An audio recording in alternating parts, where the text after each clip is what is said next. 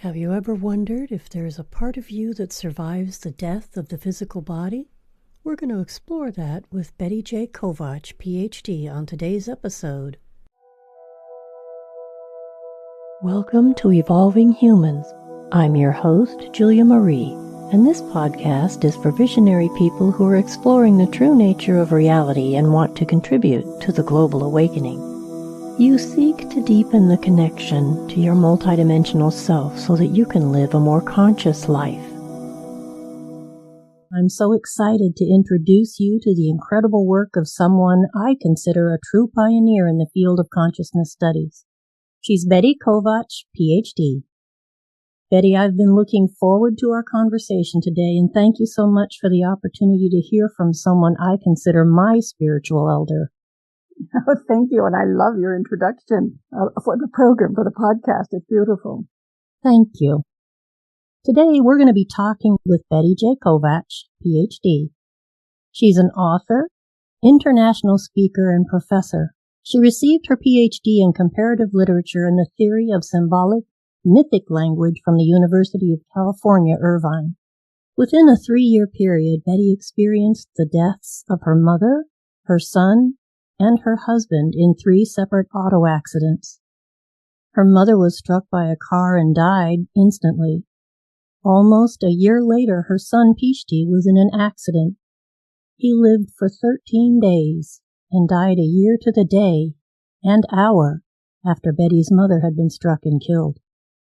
For the next 2 years after his death, Betty and her husband Istvan experienced the ongoing presence of their son's consciousness.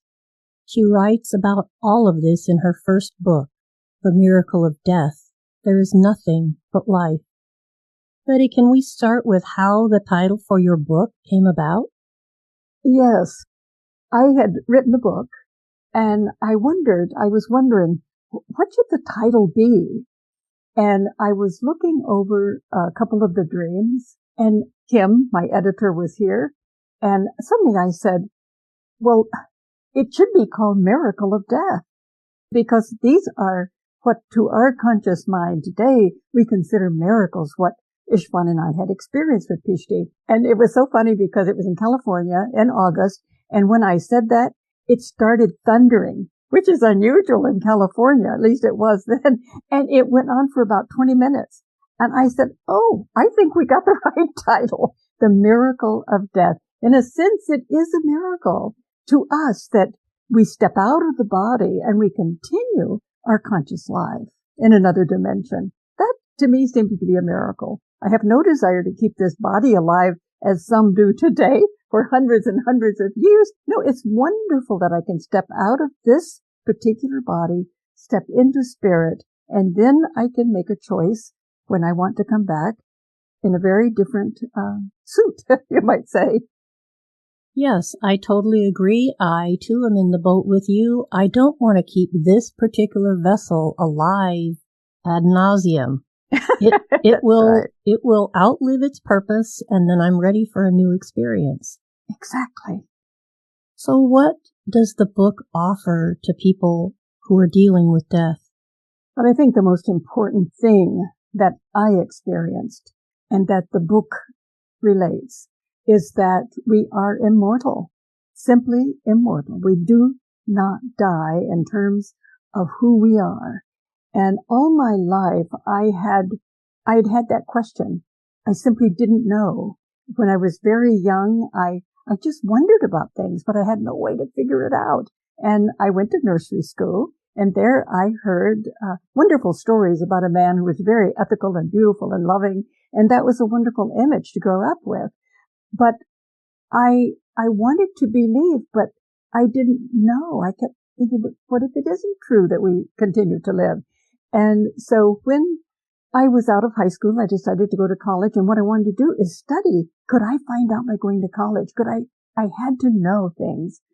And of course, when I went to college, I pretty much heard about the Western worldview, which is scientific, it can't be questioned, and that is there's nothing but matter. We're a fluke of nature. There's no meaning, no purpose. When we're dead, we're dead. And that was horrifying to me. But at the same time, there was the religion story. So I still hoped that that was true.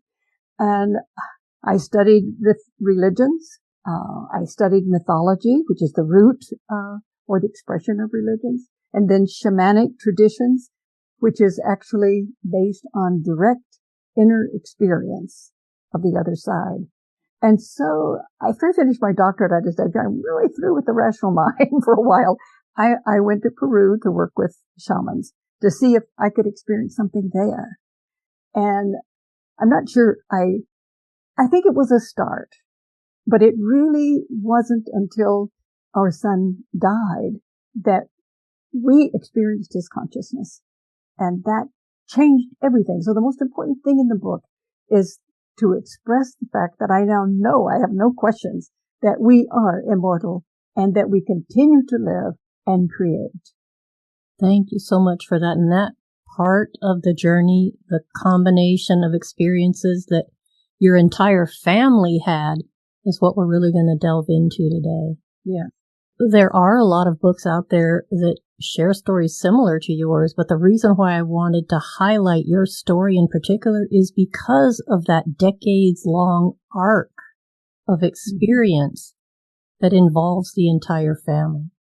Yes. And I think it's important that people understand your background. You spoke a little bit about it as a framework or a foundation for our discussion, how those studies impacted your experience of what came. Well, first of all, I was open. I was always open, hoping that the scientific view was not the whole story, but not able to accept on belief the religious view. So I was open. And I met a young man, dated a young man who was just becoming a Lutheran minister.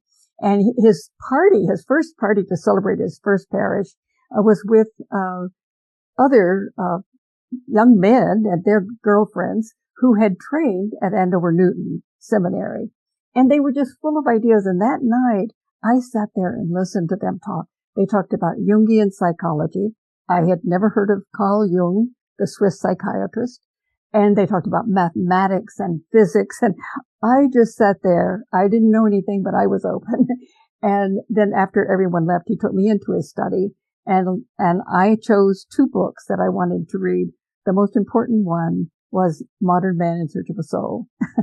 And so I think it was really Carl Jung who brought these two worlds together, the scientific and the spiritual direct experience.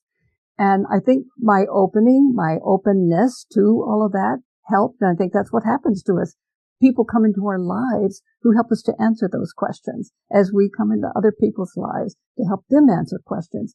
And so I was open to it. But my studies, I chose comparative literature because I didn't want to go into any of the sciences, because here I could deal with human lives. And that was a wonderful thing. But then I went into psychology and then archaeology because I was trying to find out these things. So I would say the studies have been after, well, no, it was in my master's period that I really became interested in mythology. And of course, I had been listening to my dreams after I had met Jung's work. And so my dreams helped me for years. So I would say it was the studies and my own experience with dream that kept me open. But I still long for direct inner experience. The thing that I like to remind people is that what we desire to experience will come to pass eventually in some way. It will. Your longing brought you some incredible experiences. It did. And when I was in South America, there was always the talk of leaving the world of common space and going into the spiritual world. I think they talked about it as leaving the tonal and going into the nagual. I'm not sure I'm pronouncing that right. That's my memory of it. And they absolutely knew that there was this other dimension and there were certain triggers that would help us to open to that. But I remember, one of the shamans from the Amazon said to me, you will experience it because you long for this so much. But I felt by that time, I just finished my doctorate, that I was so disciplined in the left brain that it was hard to open up to the spiritual visionary experience, even though I had always listened to my dreams. And there was a part of me that just felt like, oh yes, but when, and I hear people say to me, well, you can do this, but I can't. No, we all are the same. We all have what we need to open to that, and it is our heritage to do so. So he insisted that I would, and even though I doubted him and everything else at that time, I did. It did happen because the longing and the intention were there. And that's the important thing to remind people of, that our intent informs in many ways our experience. Oh, exactly. Well, I believe it's also important to have a brief discussion about imagination, the role it plays, and also to talk a little bit about symbolic versus conceptual language. That almost touches on the fact that we need to be whole-brained. Oh, absolutely. And this was one thing that the university actually helped me with, because I was introduced to the various schools of study of imagination or symbolic consciousness. And some of them didn't appeal to me at all. They were too left brain influenced. But I really, of course, through other studies, I had come to have some knowledge of the left brain and the right brain. And I also knew that in the West, by the time of the French Enlightenment philosophers, who said, oh, we've reached the apex of intellectual development. We're the best in the world. And everything that came before is nonsense. The mythic, all of that is nonsense. And so for so many, that was in the 17th century. So many years we lived with just throwing away, dismissing the dream or the vision, whatever. Just give me the facts. That was just, we need the facts. Well, when one of the theorists, and he's one of the earliest symbolic theorists, was Jean-Baptiste Vico, also he was in the 1700s, and the Enlightenment philosophers were also still powerful in the 1700s. They began in the 1600s, late 1600s and 1700s. So Vico was writing at the same time that these French Enlightenment philosophers who knew it all were influencing Western culture. But no one paid attention to him. But what he said was absolutely brilliant. And he talked about the fact that we have both of these hemispheres, the left and the right, although he used other language. But he said the symbolic mind it gives us our first language, which is symbolic language. This is our first language. And by the way, it does not lack logic. It has a poetic logic. And it is this logic that feeds the left brain. And the left brain has its own abilities of sort of dissecting, taking apart, analyzing, but it must always go back to the right brain to get its wholeness. And so I thought he said it so beautifully. He said there must always be a dynamic and integral movement, a continuum of movement between these two hemispheres, because we need both of them. Each has their unique function, but they need each other. It's a different way of looking and experiencing the world. And we experience through the right brain, which is profoundly connected to the heart, which is the most powerful brain component.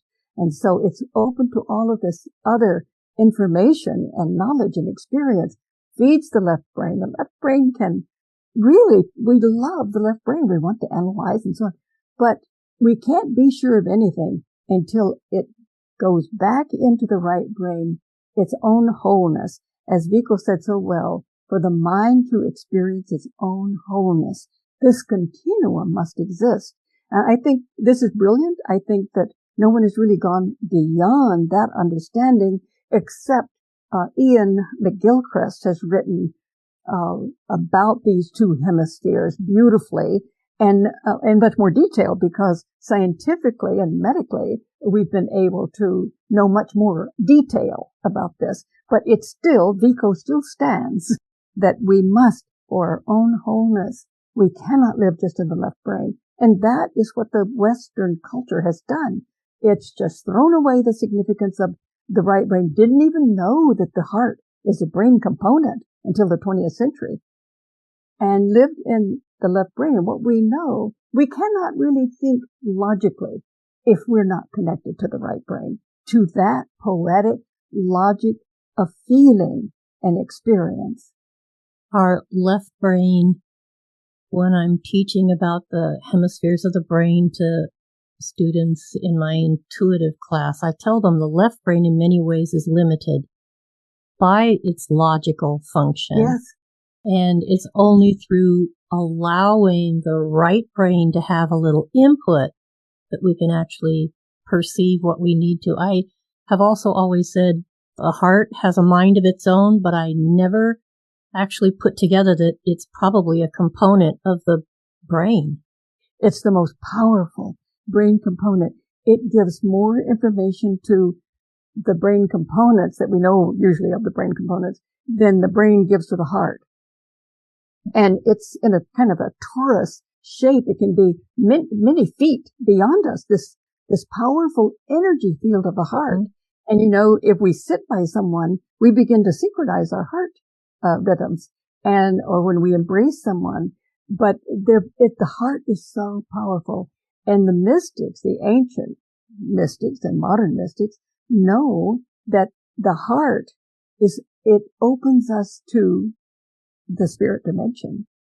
And so they teach a meditation that focuses on the heart to realize that that's the portal, and then that goes into the right brain and then into the left brain and then back.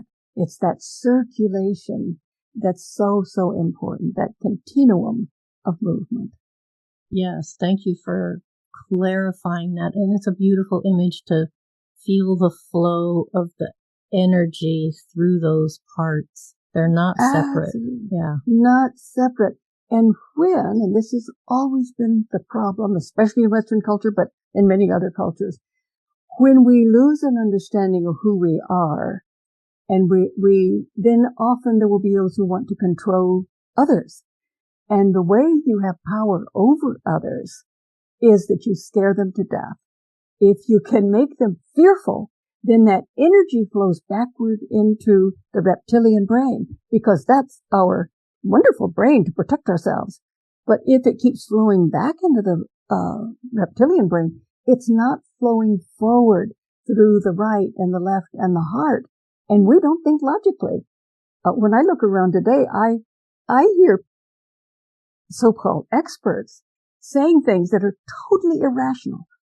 And people don't seem to realize there's no rational connection there. But that happens when there's an attempt to scare us. It's hard to be rational. So we need that flow through the reptilian brain and the various brain components and the heart, and the heart feeding those brain components. Otherwise, we make nonsense. It's like we get short-circuited somehow. We do. It's a wonderful way to put it. And we do so need to be aware of that so that we don't allow ourselves to be controlled by others, because this needs freedom. To be whole needs freedom. Well, we just need to be in this world, not necessarily of it. Yes, that's true. Well, earlier I summarized the losses you experienced. Your book, The Miracle of Death, spans a decade from 1991 to 2001. But one of the stories that stood out for me the most was about the 2 years from 1989 to 1991, when it seems almost as if the universe was preparing all of you for what was to come. So can you tell us about that time and your current perspective about that? Yes, it's for 2 years before PhD's death, I had dreams of his death. And sometimes it would be very clear that I would receive the message that PhD was dead. And there was something in my psyche that couldn't accept it. And so I would then think, oh, no, it was my friend's son. And then I grieved as though it were my own son. But I had so many, many dreams. And I thought, well, it's symbolic. And then my husband also, he wasn't involved in this way of life until PhD's death.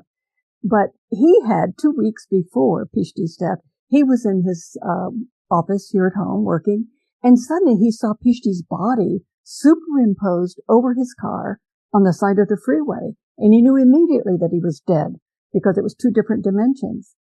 And then he heard himself say, "Oh, that's right, PhD. It's almost time for you to do this." And that shocked him. And he heard PhD say, "That's right, Dad. I'll be out of the house for a little while." And then he completely forgot it until a phone call came in that PhD had been in an accident. We both happened to be here that afternoon.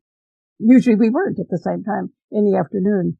But then those were the 2 years. I realized later how the pattern later, after he died, but also, PhD had a dream, powerful dream at almost 12 of his death and his being on the other side. And then he had another one in the year just before he died. And the interesting thing in that last dream was that there were candles lit everywhere and there was chanting. And he said to me, in the dream, "Mom, can you hear our chanting?" And there was something in that chanting that was so powerful and so spiritual, he felt. And it's interesting because the first experience I had after PhD's death, there was this Native American chanting that was just so incredibly beautiful. And I thought, oh, that's what it was.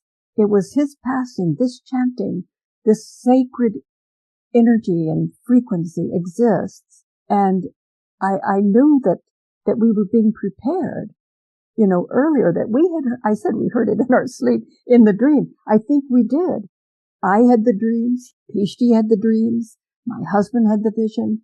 And then not long before his death, he had that sense of the chanting and the lights. And I think that was a powerful preparing us. I think all of it prepared us on an unconscious level, because I looked at it symbolically, which was great because we went on living life fully and joyfully. But there was on a deep spiritual level, we were definitely being prepared for it. I enjoyed that you included that in there because sometimes I understand we can only see with clarity when we look in hindsight at our experiences. So I appreciate that you put the preparatory piece in there. Yes, we see the pattern later. Yes. I also have in Miracle of Death the powerful dream I had when I was pregnant. And I dreamed that I was in the country and I saw an old one-room schoolhouse with an upstairs, which I had never seen, and I don't think it was structured that way. But I went in and I went up the stairs and there was an old man smoking a pipe. And I also saw like Chinese lanterns, and one was filled with light and was vibrating. And I knew that that was the child that would be born to me, and that we had all made this agreement. And then as he smoked his pipe, a painting appeared facing me so that I could see it. And I saw a young boy. Of course, in those days, we didn't know what the gender was of the child, but it was a boy. And he came in from down below and was walking. It was kind of in darkness, and he was walking very quickly and had a pack on his back, or a bag of some kind carrying it. Not much. And he then came to a gate that on his side said death, and on my side it said life. And he passed through that gate. And then suddenly he just walked a short distance and then quickly went straight up the mountain it was there, and out the top, in which it was different colors of light and then totally white light. And he was gone. And I didn't understand that dream at the time. Now the old man was still there, and he came toward me, and it was interesting. There was a table of food suddenly, and I offered, and he said, "No, I cannot eat of this dimension's food." It was. I couldn't understand that at the time, but when I looked back, I saw so clearly it was showing me he was going to be born as a boy, a young man, and his life would not be long. His work, he had a small bundle on his back, and that he would walk then straight up and out back into the light. And that meant so much to me later. After he died, the feeling of these dreams became very real when I began to see the pattern. I tell people all the time, pay attention to your dreams. Dreams come only in service of our healing and our wholeness. And you're giving beautiful examples of the power of someone who lives a dreaming life, and I appreciate that. And I was grateful to my knowledge to that young minister who introduced me to Carl Jung, because he really was a mentor for me. And I really did start paying attention to my dreams. They guided me for years. They were powerful dreams. And of course, there were those that I couldn't make sense of, but I wrote them down and tried to understand them. But then comes something really profound. And that's what we see in the patterns, I think. Well, I did notice that in the dream you just shared, on his side of the gate as he came into this world, it said death. And I have been contemplating lately how it must be, because when I communicate on behalf of those that are on the other side, they seem to be joyfully welcoming their loved ones home. Yes. So what is death on our side of the gate is life to them, and vice versa. Exactly. Yes, exactly. And always on the other side, the experiences that Istvan and I had with PhD is that there was such wholeness and such love. And in PhD's case, we realized we were all here because we wanted to work for the earth, that there was a love that brought us here. In whatever small or big way we could help it. We don't measure it in that way. It's that if there's love and compassion and you respond, then that's what is important. But that there was just such understanding and wholeness on the other side. And I think we do give that up to come in. We probably choose such characteristics as are needed for the particular work. And each of us has a particular work that we can do, having given ourselves or achieved those abilities in whatever way. And each of us is necessary. It's like a piece of a puzzle. And none of us is insignificant, frankly. No, we all matter. Yeah. We all matter. Talking about Istvan and PhD, in chapter 4, you tell of how your son's death shattered your husband's paradigm, and how after that experience he said he was never able to look at the earth in the same way again. Oh, that was such a powerful experience.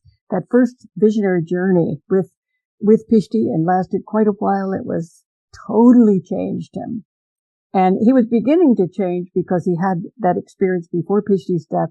And then in the hospital, there was a time when the doctor said he may die within the hour. And Istvan and I stood there. There were people who were there for us all over the hospital. We stood there alone outside the trauma center room where they were working on him. And I took his hand and I felt this like electric shock almost coming. And I looked at him and I thought, my goodness, he could die with a heart attack. I could feel that energy. And that I said to him, which was strange for me to say, I said, Istvan, if we're called to do this, we can do it. Usually he was the strong one, but he needed that and it came forth.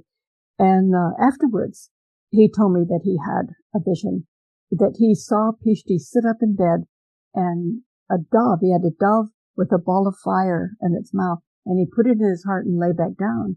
Then he saw him at Machu Picchu on the smaller mountain, and he had one arm up, the left arm up and the right arm down to Istvan. And he said, I didn't know through that vision whether PhD was going to live or die, but it wasn't an issue because I knew that he was eternal and that our love was a bridge between these dimensions that would always connect us.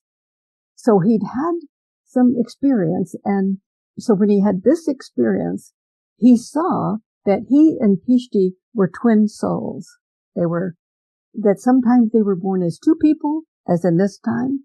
Other times they were born as one person.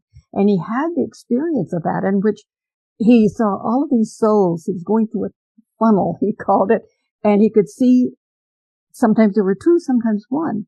And when they were two, PhD explained to him that life. So that was such a profound experience. He never doubted that they were twin souls. He also saw how important coming into the world is to sometimes we grow and can grow and develop, and we can also bring gifts for others. He knew, he had no doubt. He saw a light at the end of a tunnel. And then gradually that got clearer and clearer until he saw that it was PhD holding the earth in such a loving way. And that's on the actual front of the book that looks just like PhD. And when I saw that icon, I couldn't believe it. I bought it immediately and we got permission to use it, but it absolutely was PhD. Ishvan said that he experienced like respect for the earth and respect for himself. He said, I had never felt respect like that.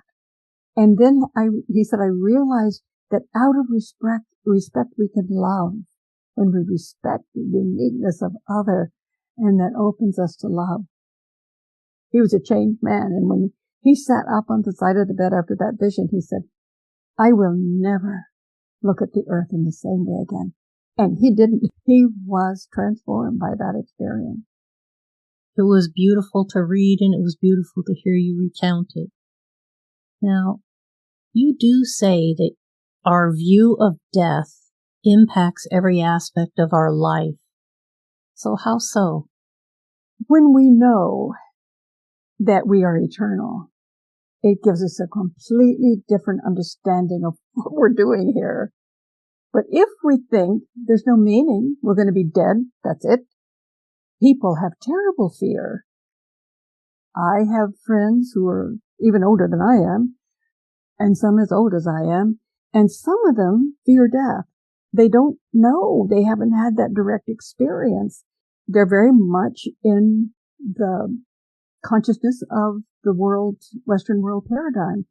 And I think it affects anxiety, the anxieties they have, the illnesses they have, their way of perceiving the world. If we directly experience that we are eternal beings, it changes our perception of everything. And there is no fear of death. So I think that everything we do is changed by that. For so many years when I was teaching mythology, I would say that there are three phases really of the younger, and then coming into self-consciousness. And then the mythologies show us a third, which is a Christ consciousness, cosmic consciousness, much higher sense of unity of all things and connected with the glue of love. And I would have to say to them, I have never experienced that. But because it's throughout mythology, and many people have, I am open to it as a reality, but I haven't experienced it. And in the last 2 years of my teaching, then I could say, I have experienced it now. And we all can experience it. I know it's a reality. Well, it made it possible to live and even experience joy after our son's death, because I knew that we had agreed on these events in our lives, and that they were for a reason, a purpose, and that while as a mother, a parent, you miss the child, your life is changed forever, but when you see the larger purpose behind it, everything changes, and we can live with it. Death does not become what it is in the Western world. And that's the message that I was hoping to communicate through your experience here today, that if we can open ourselves up to the possibility of something beyond this, that it can help people cope with the loss in a different way.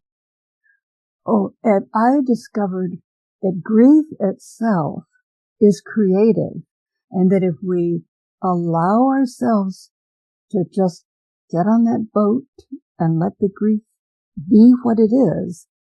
Because I think when I was going through all of these experiences, it was like I was swimming. I had to survive. I was swimming. Then there was a time when I had been to, I think it was a 50-year celebration of a marriage, and all the young children were there, just beautiful. I came home, and that's when I really fell totally into this total grief that felt like it could never be healed. And the next day, just as though I had been on a journey, but let it happen. And as day by day went by, the joy began to come back in, the wholeness of the picture. Grief will not keep us in one place if we let it take us. And to see it in its wholeness, grief, to experience it, is an incredible journey, and it will then show its wholeness if we let it. And I was, by the end of the week, I was in good shape because I let the wholeness come back in. But in that one night, I let the mother, the grandmother I would never be, that was just, and his presence, and I had to experience that lack in the physical world because that's real. We do experience that. But the whole picture of grief is that there is a larger picture to it, and ultimately there is joy in it all. I appreciate that you acknowledged the depth of certain parts of that pain. Oh, yeah. And I think for a while I did, but I knew I had to survive with the 3 deaths. And then I had all these experiences, so I had the gifts so that I could, but there was still that of the parent, of the mother, of the friend, of the wife, and that was gone in this dimension. So yes, I think we do have to acknowledge that. Then we will be able to experience the other side of it. I appreciate the fact that you're alluding to the human aspect to the process, because we've talked mostly about the metaphysical experiences you were having, and I by no means want to leave the impression that, oh, she had these experiences and therefore it was easy peasy with this tremendous loss she experienced in her life. No, it wasn't. No. One's life is changed forever. It's a very different life. If you don't mind, I want to ask you about dancing life in snakeskin boots. I saw PhD. I was lying on the bed facing north, and I felt him. He was like a bard, an ancient bard, dancing. And he came into the room, you might say, dancing. And it was like the music and his movements were just totally in sync. And he was saying, Mom, dance life in snake boots. When he was a little kid, we got him a pair of boots. He wanted so much snakeskin boots. And I remember he went next door. The 3 little girls lived next door. They were good friends. And when the mother came to the door, he was dancing best he could in these boots. He was so excited about them. And he had been up in the mountains and had brought home rattlesnake skins. And they were hanging on the wall. But he said it's sacred. The snake is a sacred.